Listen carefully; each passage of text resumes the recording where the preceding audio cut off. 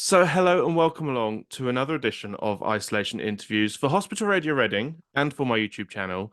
And I'm honoured and excited to be joined by a broadcasting icon in the form of Angela Rippon. Angela, thank you. How are you? I'm extremely well, thank you, Matthew. Yes. I mean, as I say, you've had such an amazing career and there's a lot to talk about. But for you, when you first got in, well, actually, let's go back to how did you sort of know that broadcast journalism was where you wanted to go? I mean, how did it come about for you? Well, I didn't know that actually. What I wanted to be was a photojournalist because my father was a Royal Marine. And during the war, he had a little box brownie that he took everywhere with him on his various assignments during the Second World War. So I have an album full of some quite extraordinary photographs that he took, particularly the ones he took in Japan in 1945. He was assigned to the American forces in Japan, and he took a whole load of extraordinary pictures then. And when I was about 5 or 6, he gave me my own box brownie because they were very easy to use. I mean, you pointed and pushed, and that was it.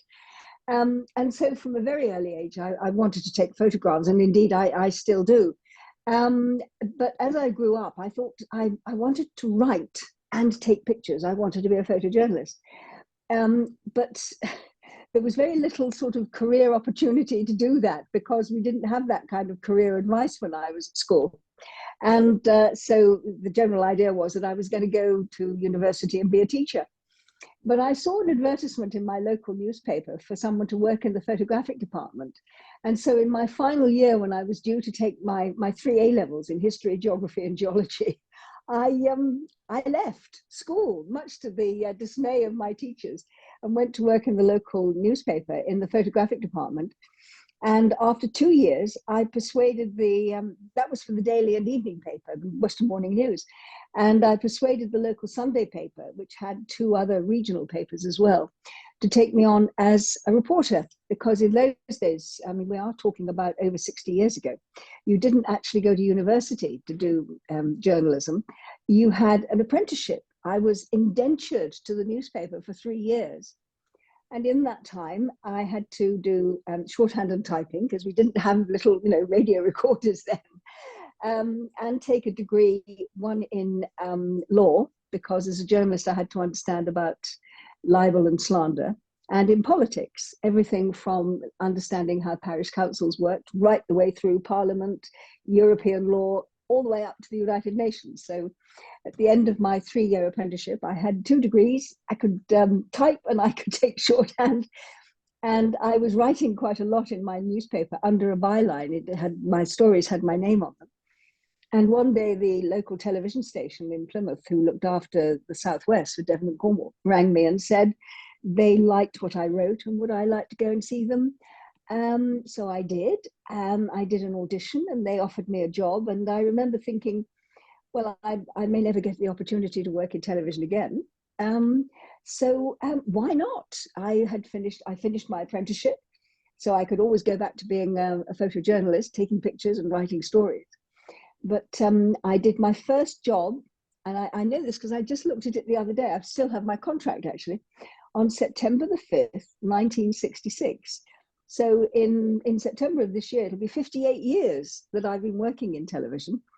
And that was it. I never went back to being a photojournalist, except that it could be argued that television is the ultimate in photojournalism, because I've in my career, as well as appearing in television and on television, I've directed and produced as well. So I suppose I've had the wonderful opportunity of being a photojournalist, but in television. I mean, first of all, we must say congratulations on such an amazing career. But I imagine when you first started out, was it very sort of male dominated? And how did you find that? What was that like to deal with? Well, as I say, we are talking 60 years ago. And yes, it was male dominated.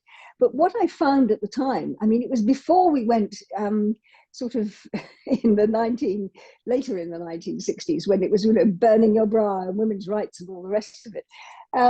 I think that probably the men that I worked with thought that I was something of an oddity, but they respected the fact that I could interview, that I did know about photography, that I knew about what pictures should look like. And in those very early days, because I worked, I think, for 3 years for the BBC, and then I went across to Westwood Television, which was the ITV company, as a producer and a director, as well as a presenter. And I think I've always felt that they respected that I actually knew what I was doing. You know, I wasn't the tea girl who'd been promoted. I did actually know what I was doing. And so I've always felt I was rather fortunate that my career in television as someone who worked behind the camera and in front of it was pretty well established before people started talking about, you know, women's rights on television. Are there enough of women? And women's stereotypes. I'd already established that I could do the job, and I like to think, and I feel retrospectively that that was what was demonstrated, that my male colleagues knew I could do the job, and so accepted me as someone that they enjoyed working with, who knew what I was doing. I didn't have to prove anything. I'd already done that. I mean, I mean, I imagine the first time you were actually broadcasting on TV, live TV, did you suffer with nerves? Was that, were you quite natural, or how did you find it? That's interesting, because my very first job, and as well as keeping the contract, which is why I know the day that I started, and that the BBC paid me the grand sum of £6.10 for a day's work. I know exactly the story that I did, and it was about the re-establishment of oyster beds in the River Tamar, which is the river that borders between Devon and Cornwall. And as it was I mean, I knew how to write, and I understood the pictures, but being on television was clearly something that I had never done before and appeared in public. And then when I got home, I said to my dad, I said, what do you think, Daddy? And he said, I said, yeah, I said, you know, because bear in mind, I've been pretty anonymous, really, apart from having my name in the paper. And suddenly I know I'm being watched by several thousand people. And my father said, yeah, he said, it's all right. He said, but you did look a bit like a rabbit caught in the headlights. And I said, well, you know, it was pretty traumatic for me, Dad. And my father, as I say, he was a Royal Marine, he was an engineer. He just said, well, the next time you go on, he said, talk to me, look at the camera and talk to me. And I, some years ago, was made a visiting professor of journalism at Lincoln University. And I say to all my students, I've spent the last 50 plus years talking to my dad, because basically, as a broadcaster, that is what you do. I mean, many of your listeners, I hope, will remember the lovely Terry Wogan, who always used to refer to listener in the singular. And when you think about it, certainly these days, people watch television not as a family, and you don't sit around the radio as a family. You listen as one person, and you probably watch as one or maybe two people. And you are talking, I mean, I've done television programs, things like Eurovision, you know, which was a telephone number, hundreds of millions of people. And some of the royal events that I've done, Diana's funeral, for instance, that was, again, telephone numbers, because I did it for Bloomberg Television, which was worldwide. We're talking about hundreds of millions of people. But you are individually talking to one person, really, and sometimes two. So you're just having that very sort of intimate conversation. And certainly with radio, that's what you're doing.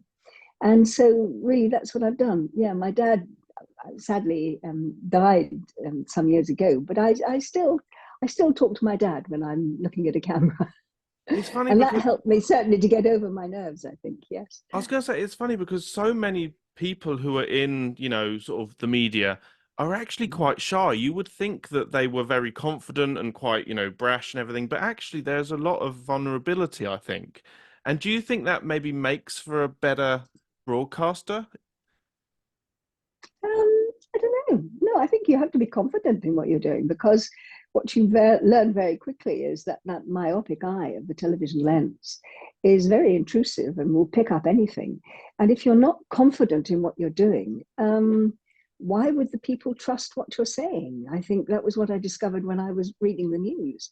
You know, to this day, people say they always believed what I said because I was confident in what I did. And you have to have a degree of authority. Otherwise, why would anybody trust what you're doing? And I'm sure, I mean, I think you always, I mean, even after 58 years, I can do something that you get the nerves and you think, this is really important. You know, many of the outside broadcasts that I've done that are big, major events, you don't exactly get nervous because you're always anxious that you're going to give a really good performance. And that, I suppose, is the anxiety that you feel. But if you were someone who was permanently nervous and shy, I think viewers would get fed up with you pretty quickly because they want to watch someone who is confident in what they're doing.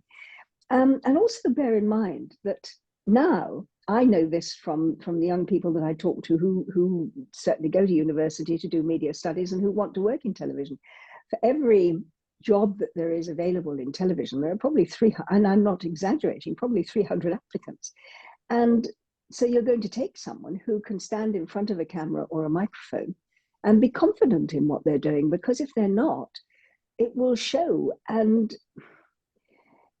unless there's something very exceptional about the person that they're watching, why would you want to watch someone who was too nervous and anxious about what they were doing to really be giving a good performance in front of the camera or the microphone? So I'm not sure where your question comes from, really, Matthew, because I think most of the people that work in television and on radio, they have to have the confidence that what they are doing is what will inform and entertain people. And even now, if I do get sort of anxious about something that I'm going to do, hopefully over the years, I've learned how to sort of put that away and say, I know I can do this, so I'm going to worry about my nerves after I've done the program. But actually, I'm being paid to do this job. Certainly when it comes to the BBC, people are paying my salary because hopefully they are paying their television license. They don't want to watch someone who isn't confident that what they're doing is a professional job for them as a listener or a viewer. And so you very soon learn, I hope, that you are confident in what you do. Yeah, I think that was what I kind of was trying to sort of imply, is that quite often they'll sort of put on a mask and they'll be playing a role or a character sometimes. I know I've spoken to quite a few people over the years who have sort of said that they're actually quite shy individuals, and so they kind of put on a mask, I suppose. They sort of put on a performance, Mm. and so kind of when they come off afterwards, they're kind of very much like, okay, now I'm back to being me again, if that makes sense. You see, I would disagree with you, actually, Matthew. I actually think that if you are not yourself in front of the microphone or the camera, I think the public will suss you out very quickly. You can only be yourself. I mean, I have met people who are very confident and do give an impression of their self, but it comes out of confidence, never out of shyness. And so I don't know. I mean, I think your listeners and your viewers might have a different view, but I think that if you are someone who's shy, you very quickly learn that actually being shy, how could you do an interview with someone if you were too shy to be able to sit down and talk to them? And certainly many of one of the programs that I've worked on now for the last 16 years is called Rip Off Britain, which is the BBC's consumer program. And there are times when I'm sat down in front of a CEO of a telecoms company or an insurance company or a building company or someone in government or in a position of authority who need to be tackled fairly seriously. I have to be very firm with them. If I was shy, I wouldn't be able to do that. And I don't think the audience would want me, to sit there and be very sort of complacent and very shy and not actually be able to go, when you're a CEO of a company, yes, I'm sorry, but that is not the answer that I want. I actually want you to tell me. You have to be tough at times. I think if you were shy, that wouldn't last for very long. Now let's talk a bit about Rip Off Britain, because it's a fantastic show, and you're always there helping the kind of the little people and standing up for people who maybe don't get to have a voice. So that Mm. must be so great to be able to help people and to get people answers. Well, I think all three of us, that's me, Gloria Hunniford, and Julia Somerville. I think the three of us always feel that it is public broadcasting at its best because it informs and it entertains. And we all take what we do, and indeed our entire team. I mean, behind us, there is the most wonderful team of researchers and producers and directors. And everything that we do on the program is as the result of things that members of the public have written to us about. Or telephoned in or sent an email. We don't sort of trawl through the papers to find stories. They are genuine stories that come from people. And our researchers are very good, not only at picking out particular stories where there really is something that is an injustice, but they're also extremely good at being able to spot a trend. So, when there's a new scam on the internet or whatever, they will see immediately, because of the number of correspondence that we get saying, I've just been caught out by this scam. And suddenly, we've got 100 people writing to us about it. And I think all of us, I know Glo and Jules and I, we get very, very cross very often. I mean, personally angry with the number of individuals that we call scammers, but let's give them their proper names. They're thieves. They are people who are stealing your money and trying to put it into their bank account rather than managing to keep it in yours. They are tricking you into losing your money, giving them your money. And the thing that I think we've discovered over the 16 years, which it is now that we've been doing the program, particularly the online scams and the telephone scams, the email scams, they've got so sophisticated compared with the ones in the very early days, so sophisticated that you really, as a consumer, have to be on your guard, because it is now quite difficult sometimes to tell a scam from the genuine article.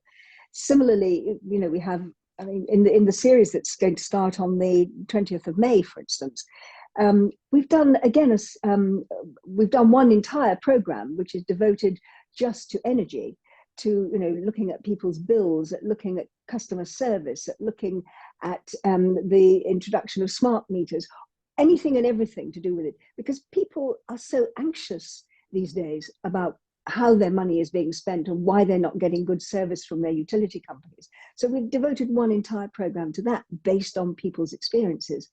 Another one of the items that we've done is about the number of cars which in an accident may be written off, but depending on what category they've been given, the category A, B, N, or S, the category A and B cars should never be put back on the road again. But we've discovered not only several cars that have been supposedly written off that are back on the road, we've got one case of a car that's been written off twice and is back on the road. A car that now here's something new, showing we are now in the 21st century. A car that's an electric car, and the battery wasn't working properly, and it had been bought from a dealer. And in Wales, where this car had started out, it was on the forecourt of a garage that got a flood, and everything on the forecourt was flooded, which means that the battery, which is in the underneath of the car, was underwater. Now, anybody with 2 brain cells know you don't mix water and electricity, and this car was back on the road.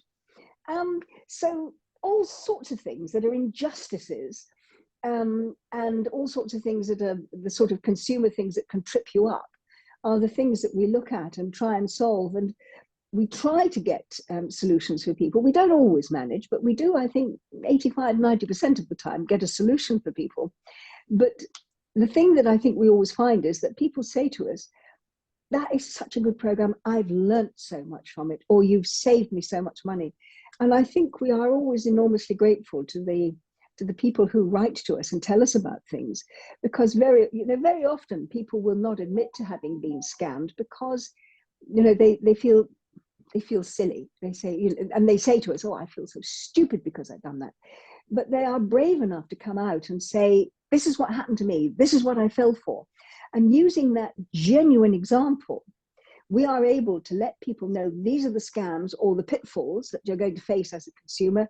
This is how you avoid them. This is how you can get out of them. And this is how we can get your money back. So people either learn not to fall into those bear traps in the first place, or if they do get there, how they might be able to get out of them and the solutions that we can offer for them. And so I think, apart from the fact that we get angry with all the scammers, we are always delighted when we're actually able to do something very positive for people and provide a solution for them, and let the public in general be aware so that they can be on the alert all the time and not fall into those traps in the first place. Now, the other thing we must just briefly touch upon, your recent appearance on Strictly Come Dancing. Now, for you, what was that like? Because, I mean, I can't believe that it took them 20 years to get you on the show. Had they asked you previously?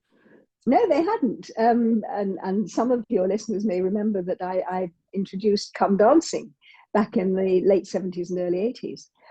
So it was actually 40 years. It was a long time ago. Um, and possibly because of that association with come dancing, which, if you think about it, was the sort of grandmother of Strictly Come Dancing, except come dancing was amateurs who were competing for their region. So you had the Northeast against the Southwest, the Southeast against the Midlands, or whatever. And they were all amateur dancers. And it was taken off the air in the very early 80s. But people loved dancing, and of course it was brought back, and I watched it. I made an appearance on it a couple of times. They got me to do odd bits and pieces on it, but no, they never ever asked me. And when they did ask me in the summer of last year, my first reaction is, why didn't you ask me 20 years ago? You know, I'm now 79, about to be 80. I'm not sure I'm going to be able to do this, but anyhow, I did. And fortunately, I had a wonderful partner in Kai Widrington. He was absolutely super. I couldn't have asked for anyone better. And he and I got on like a house on fire from the day that we met at Blackpool. That was where they decided, and I should find out who I was dancing with, and he would find out who his partner was, because neither of us knew before that. And they took me to Blackpool because of the association with Come Dancing. And there I was, stood in the middle of this huge empty ballroom in the Tower Ballroom, and it has a Wurlitzer organ that comes up through the stage, and I'm sort of standing there waiting for someone to walk on and join me. And it was just me and the camera crew, and I suddenly hear the organ playing, and the organ was rising up through the stage, and there was Kai, like the Demon King, arriving on this thing. And I couldn't stop laughing, and he couldn't stop laughing. And I have to say, we've not stopped laughing since. We really did get on like a house on fire. He's a wonderful teacher and a very good choreographer, and of course a fabulous dancer. And we just hit it off, and it was just lovely. And I'm glad that it was, because I mean, it is hard work. When we started, the very first week, we had a week together to sort of get to know each other and see what we could do before we did anything for the program, as did all of the other contestants. And he said, look, we've got to do 6 hours a day training. You do realize that. So when we actually started on the program itself, and we started on the Monday, 6 hours in the studio, I had to learn a routine. I had to then not just learn and remember the steps for the routine, but then learn how to do technically what was required of me for the dance. And that was what took the rest of the week before we had the dress rehearsal and then the performance. And of course, if you then got voted forward to the following week, Monday morning, you had to learn another dance. So the first week, I think I did the cha-cha-cha. The second week, I suddenly had to learn, what was I doing the second week? It was, I think it was a waltz. Oh no, it was a quick step. That's right. I had to learn the technicalities of the quick step. The week after that, I had to learn the technicalities of a foxtrot, then the technicalities of a waltz, then a paso doble. And each week you were learning something new at the beginning of the week, and then spending 6 hours a day for the 5 days of the week before you did the competition on the Saturday live on television. That was what we were doing. I mean, it was, to start with, pretty exhausting, but we managed to get through to Blackpool, which was week 9. And by then, I can tell you, I was pretty fit. I think I was probably fitter than I had been for about 20 or 30 years. And it was a joy. It was an absolute joy. I loved every minute of it. And then went on the tour, which again was rather spectacular. I mean, you were Kai had said, fantastic. you came to see it, did you, on the No, tour? I didn't get to come and see it, but we did support you on the show, and you were fantastic. Ah, thank you. But the tour was wonderful, because Kai said, if they ask you to do the tour, please, you must do it. And I said, well, I'm not sure about that. No, he said, I promise you, you will never experience anything like it. The noise, apart from anything else. And he was right. As I've said to several of my friends, it's the closest I shall ever get to knowing what it must be like to be a rock star, to walk out into an arena, as we did after, every night for 4 weeks in 9 different cities. And have anything from 10 to 12,000 people in the audience, and the noise and the reception. It was wonderful, and I loved every single minute of it. Now, I just want to say it's been a pleasure talking to you. But before we go, is there any messages you'd like to give to the patients listening, or to any of the amazing NHS staff? What would you like to say? Well, I think, first of all, to the NHS staff, I would like to say, what a brilliant job you do. And I know the NHS has its problems, funding problems, and all sorts of other problems, but it's the staff that are the important part of the NHS. And to the patients, I send you, I suppose, what the equivalent of an electronic hug, and hope that you are being well looked after, which I hope in every case you are, and that you don't have to stay in hospital too long, that you're able to get out and go back with your loved ones and your families, and that you will be well and fit very soon. Just stay well. Now, I just want to say it's been an absolute pleasure. So thank you so much for giving up your time, Angela. Of course, keep safe, and you are welcome back anytime. That's so kind of you, Matthew. Thank you very much indeed.